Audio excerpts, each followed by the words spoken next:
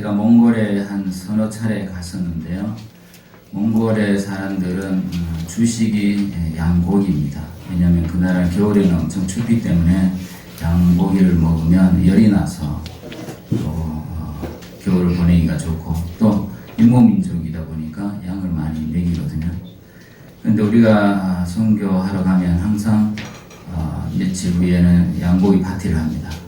양을 잡는 거를 보게 되는데 들판에 가서 양을 한 마리 데리고 옵니다. 그리고 양을 이제 눕혀놓죠. 그 양을 어떻게 잡냐면 칼로 배를 이렇게 갈라요. 그런데 양이 가만히 있어요. 소리도 안 내요. 그리고 그 배 속에 손을 넣어가지고 목숨줄을 다 끊어버려요. 그러면 약간 쉬는 소리 내면서 죽어요. 그래서 그 장면을 보고 같이 갔던 사람들이 울기도 해요. 왜냐하면 너무 예수님과 너무 닮았으니까. 어린 양에 부유하잖아요. 예수님은 도살장에 끌려간 어린 양 같다. 그죠? 신음소리 내지 않고. 그 양의 특징이 바로 그렇습니다. 그런데 제가 시골에 있을 때 예전에 돼지를 잡은 적이 있어요. 동네 잔치에 있어가지고 돼지가 엄청 큰 돼지였어요. 황소만한 돼지. 근데 그때 당시에 돼지를 어떻게 잡았냐면 목에 칼을 목을 따요. 그러면 막 소리를 질러요. 소리를 고래고래 지르면서 피를 이제 다 흘러내리는 거죠. 그 다음에 이제 바베큐를 하든지 이렇게 하는데 죽을 때까지 소리를 질러요. 돼지는. 동네가 막 시끄러워요. 양과 돼지가 이렇게 차이가 나요. 오늘 말씀은 예수 안에 있는 생명에 대한 말씀을 전하고자 합니다. 양의 생명과 돼지의 생명을 제가 비교해 봤는데요. 양은 그렇게 온순하고 온유하고 조용한 성격이에요. 그리고 무리를 지어 다니고 목자가 인도한 대로 따라가는 게 특징이죠. 착하죠. 너무 착해가지고 막 붙어 다녀요. 너무 붙어가지고 또 떼야 돼요. 그 정도로 무리를 지어 가고 착한 동물이죠. 근데 돼지는 아까 말씀드렸듯이 막 소리 지르고 지저분하게 다니고 아무거나 먹고 그렇잖아요. 그게 왜 그러냐? 이제 생명의 차이다라는 것이죠. 오늘 보고자 하는 것은 하나님의 생명과 사람의 생명을 비교하고자 합니다. 성경에는 이 생명에 대한 내용을 세 가지로 구분하고 있어요. 생명이라는 단어가 원어로 푸시케, 또 조에, 또 비오스 이렇게 구분하고 있습니다. 조에가 하나님의 생명이라고 말할 때 조에라는 단어를 씁니다. 그리고 사람의 혼생명, 자아라고 표현할 때는 푸시케라는 단어를 쓰고 사람 육체의 생명은 비오스라는 단어를 사용합니다. 그래서 오늘 보고자 하는 것은 이 바로 조에, 하나님의 생명에 대한 것을 말하고자 하는데요. 특별히 사도 요한, 12제자 중에 사도 요한이 이 생명에 대한 단어를 얘기를 많이 했어요. 오늘 요한복음에도 봤죠. 요한 1서를 봤죠. 태초부터 있는 생명의 말씀에 관하여 또 그 안에 생명이 있었으니 이 생명 사람들의 빛이라. 아들이 있는 자는 생명이 있고 하나님 아들이 없는 자에는 생명이 없느니라. 이렇게 생명에 대해서 많이 말하고 있어요. 그런데 이 생명이라는 것은 좀 묵상을 많이 해봐야 될 단어예요. 귀한 내용이에요. 왜 사도 요한이 생명이라는 단어를 사용했을까? 또 그 안에 예수 그리스도 안에 생명이 있다라는 것을 말하려고 했을까? 아들이 있는 자에는 생명이 있고 하나님 아들이 없는 자에는 생명이 없느니라. 왜 그런 말을 했을까? 이것을 깊이 상고를 해봐야 되는 것이죠. 근데 제가 이 말씀을 준비하면서 감동이 많이 되었습니다. 저는 그런 것을 가끔씩 경험하는데요. 시편 저자 다윗이 이런 표현을 한 적이 있죠.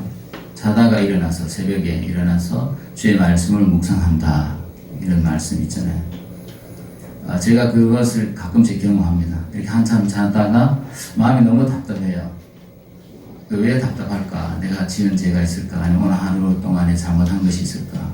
하고 일어나서 다시 이렇게 기도하면 말씀이 생각나고 주님이 말씀해 주시는 것이 있어요. 그럼 영혼이 소생이 돼요. 너무나 기뻐요. 감사해요. 그래서 그 다윗의 그 고백이 체험되는 거죠. 다윗은 너무 하나님의 말씀을 사랑해서 새벽에 일어나서 또 말씀 묵상하고 있고 하루 종일 하나님의 말씀을 묵상했다 했습니다. 그만큼 다윗은 예수님을 닮았죠. 예수님을 사랑했죠. 하나님을 사랑했죠. 그래서 하나님도 다윗은 내 마음에 합한 자라고 했잖아요. 하나님 마음에 너무나 하나님의 마음을 잘 아는 그런 왕이고 선지자였던 거죠. 어쨌든 제가 말씀드리고자 하는 것은 이 생명이라는 것을 체험해야 된다는 거 말하는 거죠. 예수 그리스도를 깊이 체험하기라는 책이 있습니다.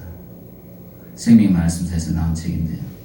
예수 그리스도를 깊이 체험하는 거죠. 이 생명이라는 것은. 과거에 잔느교인이라는 사람이 있었습니다. 그 사람도 예수 그리스도를 깊이 체험하는 것에 대해서 많이 얘기했습니다. 오늘날은 너무 이렇게 분주하게 살다 보니까 빠르게 이렇게 돌아가다 보니까 깊이 묵상하는 시간이 좀 부족한 것 같아요. 몽골 같은 데 이렇게 가면 거기는 고요해요. 조용해요. 그러니까 묵상하기가 너무나 좋아요. 그러면 새로운 아이디어도 떠오르고 새로운 생각도 떠오르고 새로운 마음도 생기고 새로운 비전과 새로운 아이디어가 생각나고 그래서 여행 같은 데도 가면 좋을 것 같아요. 너무 분주한 데 가지 말고 좀 조용한 데 있잖아요. 그런 데 가면 새로운 아이디어도 떠오르고 참 좋을 것 같아요. 오늘 이제 보고자 하는 것이 바로 생명에 관한 것인데 저는 오늘 기도하면서 예수님 당신이 바로 생명이군요. 이 고백을 할 때 마음에 감동이 있었어요. 예수 그리스도가 생명이다라는 것이죠. 사도 요한이 이것을 깨달았어요. 태초부터 있는 생명의 말씀에 관하여는 우리가 들은 바요, 눈으로 본 바요, 자세히 보고 우리의 손으로 만진 바라. 이 사도 요한은 예수님을 만졌다 이렇게 말하지 않아요. 예수님 만졌죠. 함께 지냈으니까 3년 반 동안 만져보고 또 같이 행하기도 하고 예수님과 함께 지내기도 하고 했잖아요. 그런데 예수님을 만졌다 이렇게 표현하지 않고 태초부터 있는 생명의 말씀에 관하여 이렇게 하는 거예요. 생명의 말씀을 봤다라고 얘기하고 있어요. 생명의 말씀을 자세히 보고 우리 손으로 만졌다 했어요. 그리고 요한복음에는 태초에 말씀이 계시니라. 이 말씀이 하나님과 함께 계셨으니 이 말씀이 곧 하나님이시라. 성경에 세 군데 태초에라는 단어가 있어요. 창세기 1장 1절에 태초에 하나님 천지를 창조하시니 할 때 태초. 요한복음 1장 1절에 태초에 말씀이 계시니라 할 때 태초. 요한서신, 요한 1서에 태초부터 계신 생명 말씀에 관하여는 할 때 이게 태초. 창세기 1장 1절의 태초는 처음이라는 뜻입니다. 처음. 그러니까 하나님이 천지를 창조한 때, 그때를 이제 처음 태초라고 얘기했죠. 그러나 요한복음 1장 1절과 요한서신 1장 1절의 태초는 헬라어로 아르케라고 하는 단어인데 창조 이전을 말하는 거예요. 영원 세계의 태초를 말하는 거예요. 영원 전이라고 표현하죠. 신학적으로 영원 전과 영원을 이렇게 얘기를 하는데 어쨌든 영원 전에 계셨다라는 거죠. 하나님의 그 계신 그때를 태초라고 얘기하는 거죠. 그러니까 그때는 하나님 외에는 아무것도 없는 그때를 말하는 거예요. 그러니까 제가 오늘 기도하면서 고백했다 했죠. 예수 그리스도 당신이 생명입니다. 그러면 왜 예수 그리스도가 생명이 될 수 있을까? 이걸 또 설명해야 되잖아요. 사람들은 그냥 얘기만 하면 잘 안 믿잖아요. 또 믿어지기 어렵잖아요. 그런데 사도 요한이 말한 이 방법, 그러니까 사도 요한이 요한복음을 쓴 이유가 뭐냐면 요한복음 21장에 가면 이렇게 말하고 있습니다. 내가 이것을 쓴 것은 너희로 하여금 너희에게 영생이 있음을 알게 하려 함이라 했습니다. 그러니까 다른 말로 하면 생명이잖아요. Eternal life, 영원한 생명을 줄여서 생명. 예수를 믿는 자에게는 이 생명이 있다라는 것을 알려주려고 요한복음을 쓴 거예요. 사도 요한은. AD 한 90년경쯤에 이 편지를 쓴 거죠. 그렇다면은 사도 요한이 쓰는 방법, 사도 요한이 서술하는 방법이 가장 잘 믿을 수 있는 방법이겠죠. 성경이니까, 하나님의 말씀이니까. 그러면 사도 요한이 예수 그리스도가 생명이 될 수 있다는 것을 어떻게 제시하고 있어요? 태초부터 계셨던 분이기 때문이다라는 거죠. 왜 예수 그리스도가 생명이 될 수 있냐? 태초부터 계셨던 분이니까요. 제가 예전에 대구에서 사역할 때 이런 말씀 전한 적이 있습니다. 하나님은 종교가 아닙니다. 하나님은 생명입니다. 제가 그 메시지를 전한 적이 있거든요. 그때 처음 온 청년이 있었어요. 그 청년이 그 말씀을 듣고 구원을 받았어요. 그 청년은 그날 하루 와서 다른 교회도 많이 다녀봤거든요. 큰 교회도 가보고 실망도 많이 하고 오늘 하루 와서 하나님을 느끼지 못하면 자기는 죽겠다 이렇게 말했어요. 자살하겠다 이렇게. 왜냐면 병도 있고 막 이렇게 삶이 별로 온전치 않거든요. 부모도 안 계시고 막 이러니까. 근데 그날 와서 하나님의 말씀을 들었어요. 구원을 받았어요. 그리고 생각이 완전히 바뀌었어요. 삶이 달라졌어요. 오늘도 제가 이 말씀을 준비해서 그 말씀이 생각났어요. 그래서 오늘도 이렇게 말씀드리고 싶어요. 예수 그리스도는 종교가 아닙니다. 기독교 창시자가 아니에요. 기독교 교주가 아니에요. 예수 그리스도는 생명이에요. 모든 사람의 생명이에요. 왜 그래요? 태초부터 계심이니까. 그분이 창조자예요. 사도 요한은 서두에 이걸 말하고 있어요. 성경의 서두에 이걸 말하고 있어요. 태초에 하나님 천지를 창조하시니라. 요한복음 시작도 태초에 말씀이 계시니라. 이 말씀이 하나님과 함께 계셨으니 이 말씀은 곧 하나님이시니라. 그리고 그 뒤에 보면 이 말씀이 육신이 되어 우리 가운데 거하시며 우리가 그 영광을 보니 은혜와 진리가 충만하다 했습니다. 말씀으로 계셨어요. 그게 무슨 의미인지는 잘 몰라요. 좀 철학적인 것 같죠? 어쨌든 이렇게 표현하고 있어요. 태초에 말씀이 계셨다 했어요. 말씀이 인격을 표현하고 있어요. 어쨌든 말씀이 계셨는데 그 말씀이 하나님과 함께 계셨다 했고 그 말씀이 하나님이라 했고 또 후반부에 가서는 이 말씀이 육신이 됐다라는 거예요. 말씀이 육신이 되신 분이 바로 예수 그리스도잖아요. 예수님이잖아요. 그래서 사도 요한이 3년 반 동안 예수님 따라다니면서 보니까 이분이 바로 태초부터 계셨던 분이고 이분이 생명이고 이분 안에 하나님의 생명이 있었구나. 그걸 말하고자 하는 거죠. 그래서 이 예수 그리스도를 믿게 되면 영생을 얻게 되는 거예요. 왜냐하면 예수 안에 생명이 있으니까. 그분이 생명이니까. 그분이 증거했잖아요. 나는 부활의 생명이니. 내가 곧 길이요 진리요 생명이니. 예수 믿는다는 것은 지식으로 예수를 아는 게 아니에요. 생명으로 아는 거예요. 생명의 문제예요. 지식의 문제가 아니에요. 예수 없으면 존재할 수 없어요. 그게 생명인 거예요. 생명 없으면 죽는 거예요. 얼마 전에 한 분이 돌아가셨잖아요. 스스로 자살했잖아요. 목숨 끊었어요. 네, 서울시장이었죠. 저분이 없는 일입니다. 생명은 천하보다 귀하다고 했어요. 근데 이 생명보다 더 귀한 것이 하나님의 생명, 영원한 생명. 이 영원한 생명이 없으면 사람은 영원히 존재할 수 없어요.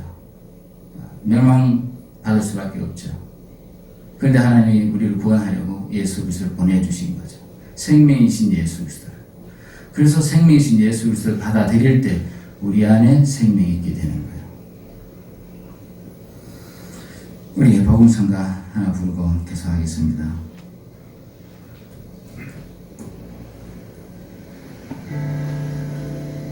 죽임 당하신 어린 양 불러보겠습니다. 1절만 부르겠습니다.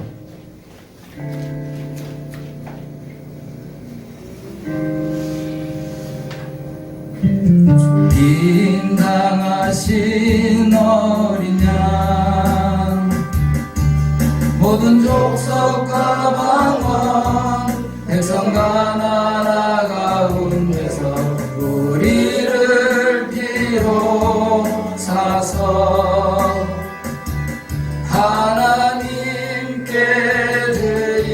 되시셨네. 죽임 당하신 어린 양, 우리들을 나라와 제사장 삼아 주셨으니 우리는 주와 함께 이 땅에서 다스리니. 죽임 당하신 어린 양, 능력과 부와 지혜, 힘과 존귀와 영광 찬송 받으시기에 합당하신 어린 양. 이게 좀 어려운 찬송이죠. 제가 특성했습니다. 제가 이 말씀 준비하면서 이 찬송을 듣는데 너무 눈물이 나더라고요. 예수님이 우리의 생명이 되시기 위해 이 땅에 오셨는데, 어린 양으로서 죽임을 당하셨는데 그분이 바로 우리의 생명이시다. 이것을 깨달아지니까 너무 감사해서 이 찬송을 불러봤습니다. 하나님께서 천지를 창조하셨잖아요. 6일 동안 창조했죠. 셋째 날에 땅과 바다를 만드신 다음에 거기에 각종 과목과 씨 맺는 채소를 만들었죠. 그 표현도 참 의미가 있습니다. 한번 들어보세요. 하나님이 이르시되 땅은 풀과 씨 맺는 채소와 각기 종류대로 씨 가진 열매 맺는 나무를 내라 하시니 그대로 되어 땅이 풀과 각기 종류대로 씨 맺는 채소와 각기 종류대로 씨 가진 열매 맺는 나무를 내니 하나님 보시기 좋았더라. 여기 제가 오래전에 이 말씀 읽으면서 왜 하나님 자꾸 씨를 얘기하셨을까? 씨 맺는 채소, 씨 가진 열매 맺는, 또 씨 맺는 채소, 씨 가진 열매 맺는 나무. 씨가 눈에 들어오는 거예요. 네, 오늘 말씀 이렇게 준비하면서 그것이 또 깨달아지는 것이 뭐냐면, 씨를 왜 하나님 만드셨겠어요? 번성케 하려고, 그죠? 씨가 없으면 번성할 수 없잖아요. 그러니까 씨는 생명을 의미하는 것이죠. 우리가 거듭나는 것도 하나님 말씀에 씨로 거듭났다 했잖아요. 너희가 거듭난 것은 썩어질 씨로 된 것이 아니라 썩지 아니할 씨, 하나님 영원한 말씀은 되었다 했잖아요. 그래서 씨는 생명을 의미하는 거예요. 여러분, 씨 아주 뭐 여러 가지 씨가 있잖아요. 복숭아 씨도 있고 또 해바라기 씨도 있고, 그 씨를 반 갈리면 안에 씨 눈이라는 게 있잖아요. 그것이 점점점 커져서 새싹이 되고 나중에 이제 곡식도 되고 나무도 되잖아요. 그리고 열매를 맺잖아요. 이 씨가 있으면은 또 다른 생명을 만들어낼 수가 있는 거예요. 하나님께서 이 씨가 있는 식물을 만드신 거예요. 씨가 있는 과목을 만드신 거예요. 거기에 생명이 있는 것이죠. 식물도 동물도 생명이 있고 사람도 생명이 있죠. 그런데 그보다 더 귀한 생명이 있다는 거죠. 그것이 하나님의 생명. 사람의 생명도 있어요. 아까 양과 돼지의 그 생명 특징도 있고, 식물도 생명이 있어요. 그래서 하나님에게도 생명이 있는데 하나님의 생명은 영원한 생명이라는 거죠. 이 하나님 영원한 생명을 사람에게 주고 싶었던 거예요. 그래서 하나님이 에덴 동산을 만드시고 거기에 생명나무와 선악을 알게 한 나무가 있었던 거죠. 근데 아담은 생명나무 열매를 따먹지 못했어요. 선악을 알게 하는 나무의 열매를 따먹고 타락하게 됐죠. 그리고 타락한 상태에서 생명나무 열매를 또 먹을 수도 있잖아요. 그래서 그걸 먹지 못하다가 하나님 내쫓았다 했어요. 그래서 생명나무 열매를 먹을 수 있는 길이 막혔어요. 그런데 2000년 전에 예수 그리스도가 이 땅에 오셔서 이 생명나무 열매를 먹을 수 있는 길이 열린 거예요. 왜? 생명이신 그분이 오셨으니까. 그래서 그분을 믿으면 구원받는 거예요. 하나님의 자녀가 되는 거예요. 왜? 생명의 관계가 되는 거니까. 결혼해서 자녀가 나오면 그 자녀와 부모의 관계는 생명의 관계가 되잖아요. 제가 여기 산정교회 와서 제일 눈에 띄는 것이 우리 김강영 지사님하고 김광호 지사님. 완전 헷갈려. 한 분, 이분이 오셨는데, 또 다른 분이 있어요. 너무 똑같아서 지금도 좀 헷갈립니다. 좀 더 시간이 필요할 것 같아요. 이게 왜 그래요? 그 부모님의 생명을 이어받았으니까.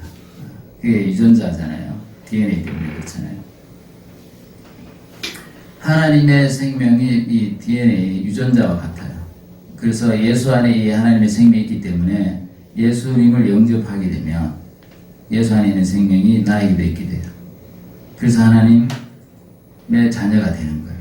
그래서 하나님의 자녀가 되는 거다라는 걸 여러분 아셨습니까? 그냥 예수를 알면 되지. 예수를 그냥 믿으면 되지. 그냥 교회에 다니면 되지. 그게 믿는 거지. 이렇게 생각할 수도 있지만 그것 가지고는 부족해요. 왜냐하면 예수님 당시에 예수님이 가르치고 예수님 복음을 전했을 때 사람들이 믿었다 했어요. 많은 유대인들이 믿었다 했어요. 그런데 예수님이 바로 이 생명에 대해서 얘기하니까 떠나가 버렸다 했어요. 그러니까 예수를 아는 것, 지식을 아는 것과 진정으로 믿는 것에는 차이가 있는 거예요. 예수님이 요한복음 6장에 이렇게 말했습니다. 난 하늘로서 내려온 산 떡이니 이 떡을 먹는 자마다 영생한다 했습니다. 내 살은 참된 음식이요 내 피는 참된 음료다. 여러분 어떻게 생각하세요? 그 당시에 그 말씀 듣던 유대인들이 저 사람이 어떻게 자기 살을 사람한테 주겠다 하냐. 이상한 사람이다. 이렇게 하고 배척했습니다. 내 살이 참된 양식이다. 내 피가 참된 음료다. 이거 어떻게 생각하세요? 이걸 깨닫는 것이 구원입니다. 저는 그렇게 믿어요. 그만큼 예수님을 간단하게 말하면 그만큼 예수님을 사랑한다는 거예요. 예수님을 사랑으로 받아들여야 되지 그냥 지식으로 받아들이는 것은 믿는 게 아니에요. 예수님 내 생명으로 받아들이는 거예요. 내 자녀가 태어나면 내 생명이지 않습니까? 지식이에요. 공부해서 내 자녀를 케어하나요? 공부했으니까 내 자녀가 되는 거야? 그건 아니잖아요. 그냥 태어나는 겁니다. 내 생명이니까. 우리가 구원받는 것은 생명이에요. 하나님의 생명을 이어받는 겁니다. 그러니까 이 구원은 혈통으로 되는 거 아니라 했잖아요. 혈통으로. 육신적으로 하는 거 아니에요. 부모와 자녀의 관계는 혈통으로 되는 거죠. 육신적으로. 인간의 방법으로 되는 거죠. 그러나 구원받는 것은, 하나님의 자녀가 되는 것은 이 혈통적인 방법, 육신적인 방법이 아니에요. 성령으로 되는 거죠. 믿음으로 되는 거죠. 예수 그리스도를 진실로 믿으면 그 하나님의 생명이 갖고 계신 그 예수가 내 마음에 진짜 믿어지면 내 마음에 모셔드려지게 됩니다. 그 순간 그 안에 하나님의 생명이 있게 되는 거예요. 그래서 그걸 거듭난다라고 하는 거예요. 거듭남. 저는 대학교 졸업할 때까지 이걸 몰랐어요. 그래서 저는 열심히 교회 다녔거든요. 또 교회 다니는 게 좋았고 그게 다 예수 믿는 줄 알았어요. 그런데 그것이 바카티였어요. 그냥 껍데기였어요. 형식적인 것이요. 형식적이어도 저는 형식적이다 생각 안 했어요. 왜? 내 마음이라고 생각했으니까. 억지로 간 게 아니니까 교회에 가는 것이. 좋아서 간 거니까요. 누가 강요해서 간 게 아니었으니까. 그렇다 해서 내가 예수 그리스도를 생명으로 알았냐? 그때 몰랐어요. 나중에 알게 된 거죠. 그래서 예수님과 우리의 관계는 다른 관계 아니에요. 사장과 직원 이런 게 아니에요. 회사 동료 이런 게 아니에요. 같은 출신 그런 거 아니에요. 예수 그리스도는 나의 생명이에요. 우리의 생명이에요. 없어서는 살 수 없는 존재. 그게 예수 믿는 거라는 걸 여러분 아세요? 예수 믿는다는 것은 철저하게 믿는 거잖아요. 진짜 믿는 거야 되잖아요. 결혼하는 거는 진짜 결혼하는 것이지 말만 해놓고 생각만 해놓고 같이 살지도 않아요. 결혼식도 안 해요. 그건 결혼한 게 아니죠.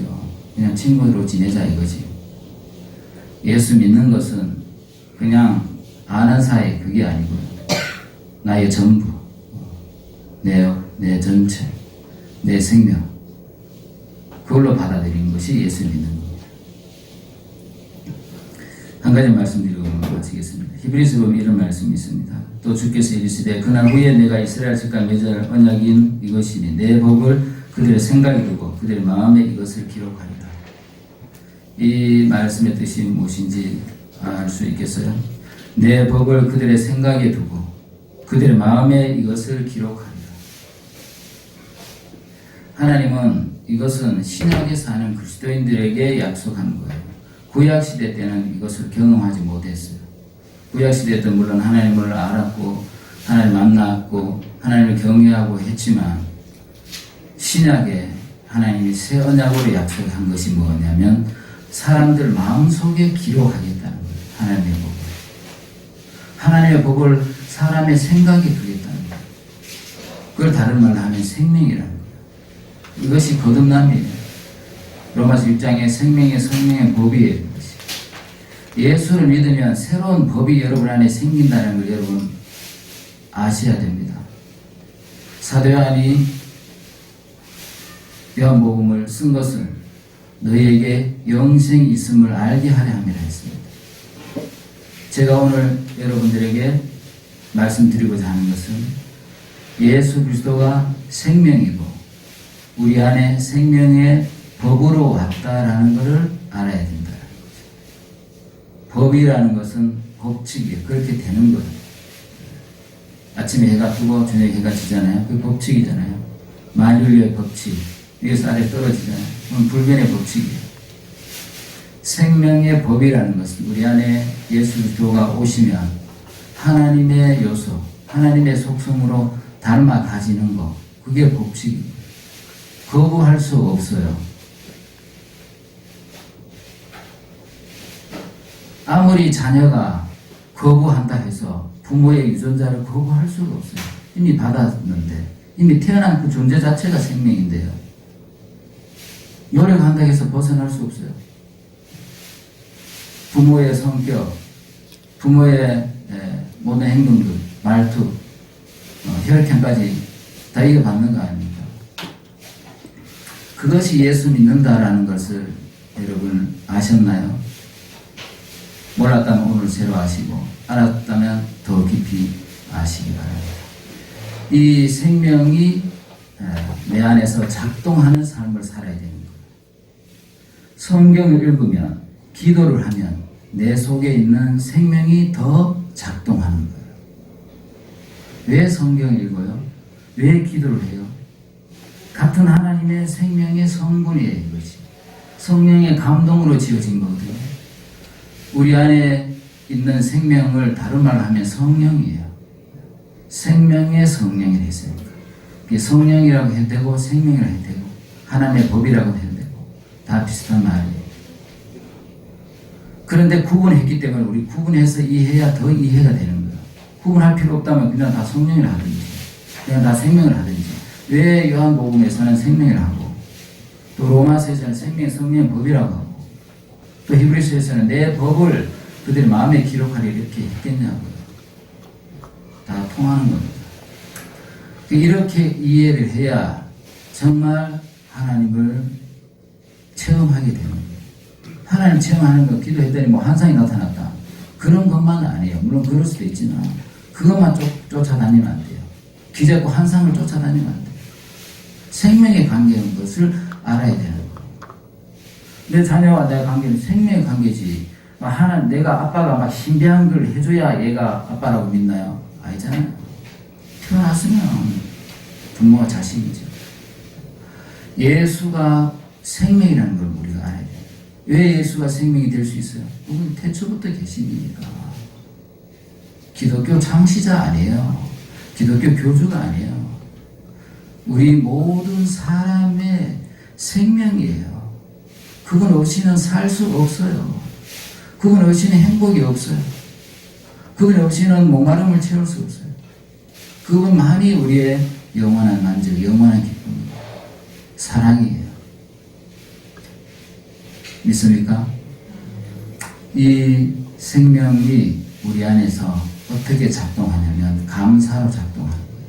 기쁨으로, 믿음으로, 용서로, 오래 참고. 하나님의 속성이에요. 성의 열매예요. 사랑과 희락과 화평과 오래 참음과 자비와 양성과 충성과 절제, 이러한 요소로 내 안에서 작동합니다.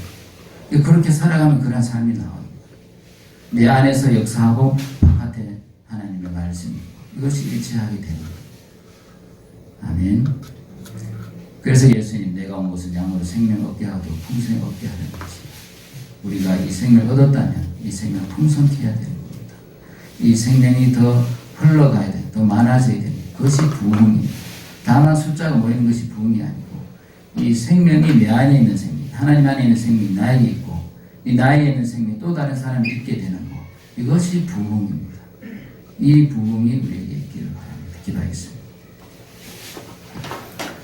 살아계신 하나님 아버지, 오늘 예수 안에 있는 생명, 사도 요한이 우리에게 증거하고 했던 바로 그 영생, 그 생명을 오늘 살펴보았습니다.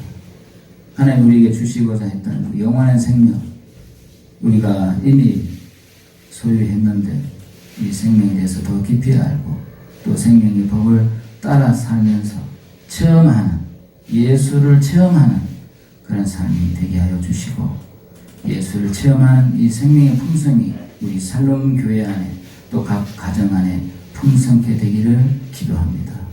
모든 말씀 예수님의 이름으로 기도합니다.